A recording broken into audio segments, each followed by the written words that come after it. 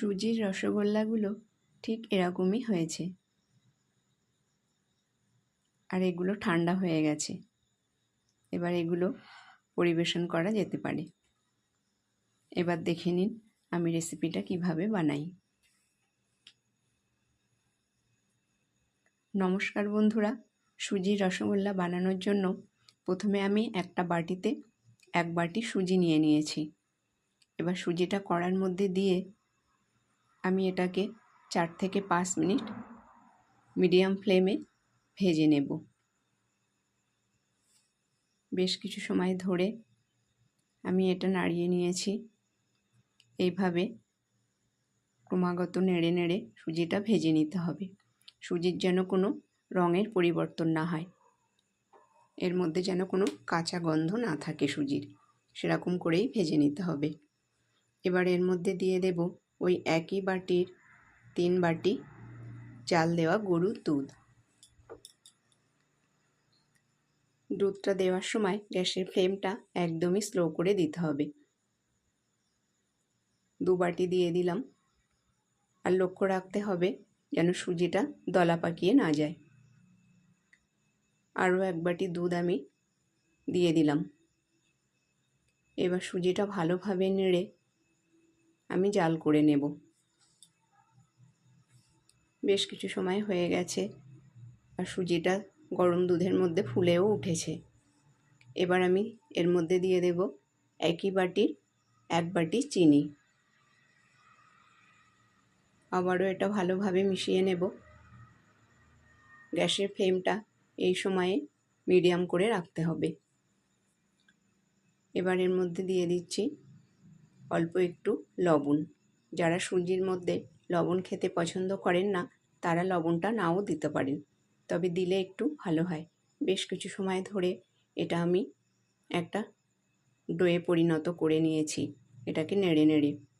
এটা এখনও হয়নি, আরও বেশ কিছু সময় এটাকে নাড়িয়ে এরকম ডো করে নিতে হবে। এই ডোটা হওয়া খুবই জরুরি। এই ডোটা যত সুন্দর হবে এই রেসিপিটাও তত সুন্দর হবে। দেখুন এটা হয়ে গেছে, আর কড়া থেকে ছেড়ে ছেড়ে আসছে। এবার আমি এটাকে একটা থালায় ঘি মাখিয়ে নামিয়ে অল্প একটু ঠান্ডা করে নেব। এটা অল্প অল্প ঠান্ডা হয়ে গেছে। এবার এর মধ্যে দিয়ে দেব ঘি। প্রথমে আমি 1 চামচ দিয়ে দিলাম, আরও 1 চামচ এর মধ্যে ঘি দিয়ে ভালোভাবে এটা মেখে নেব। এর মধ্যে আরও ঘি লাগবে, সেটা আমি ধাপে ধাপে দেব, আর এইভাবে মাখতে থাকব। এই সুজিটা পুরোপুরি যেন ঠান্ডা হয়ে না যায়। ঠান্ডা হয়ে গেলে হবে না, এটাকে একটু গরম অবস্থাতেই ভালোভাবে মেখে নিতে হবে। কিছু সময় হয়ে গেছে, এটা আমি মেখে নিয়েছি, আর দেখুন হাতে লেগে আছে। আবারও এর মধ্যে আমি ঘি দিয়ে দেব। আরও 1 চামচ ঘি দিয়ে দিচ্ছি, দিয়ে আমি মেখে নেব। এইভাবে আমি 1 চামচ করে ঘি দেব, আর এটা মেখে নেব। লাস্টে আমি বলবো ক চামচ ঘি দিয়েছি। বেশ কিছু সময় ধরে এই কাজটা করতে হবে, আর এটা করতেই বেশ কিছু সময় লাগবে। 8-9 মিনিট ধরে এটাকে এইভাবে মাখতে হবে। দেখুন বেশ কিছু সময় হয়ে গেছে, মানে 8-9 মিনিট হয়ে গেছে আমি এটা মেখে নিয়েছি, আর এর মধ্যে আমি মোট 5 চামচ ঘি ব্যবহার করেছি। এবার মাখাটা হয়ে গেছে, এবার এর থেকে আমি লেচি করে নেব। লেচি করে 2 হাত দিয়ে এটা আমি গোল করে নেব। আপনারা নিজেদের মতন ছোট বড় যেরকম ইচ্ছা সেরকমভাবে এটা করে নিতে পারেন। দেখুন আমি এরকম একটু বড় সাইজ করেই গোল করে নিয়েছি। এবার একই রকমভাবে আমি এর থেকে সবগুলো করে নিয়েছি। দেখুন, আর এর থেকে আমার 20টা এরকম বল হয়েছে। এবার এগুলো আমি চিনির রসে ফুটিয়ে নেব। আবারও গ্যাসে বসিয়ে দিয়েছি কড়া, আর দিয়ে দিচ্ছি একই বাটির 1 বাটি চিনি।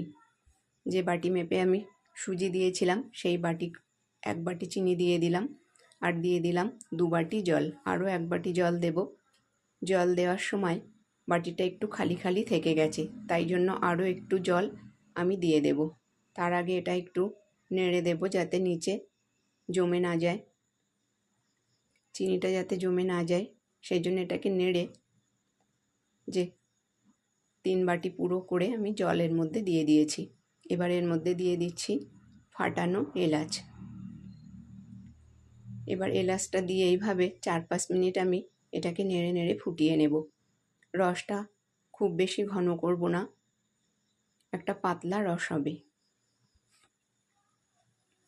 এবার আমি এই সুজির বলগুলো এর মধ্যে দিয়ে দেব, আর গ্যাসের ফ্লেমটা এই সময় মিডিয়ামের থেকেও একটু কম রেখে দিতে হবে। সব বলগুলো দেওয়া হয়ে গেলে স্লো থেকে একটু বেশি, আবার মিডিয়ামের থেকে একটু কম, এইভাবে রেখে এটাকে আমি 7 মিনিট মতন ফুটিয়ে নেব। এবার এটা আমি ঢেকে দেব।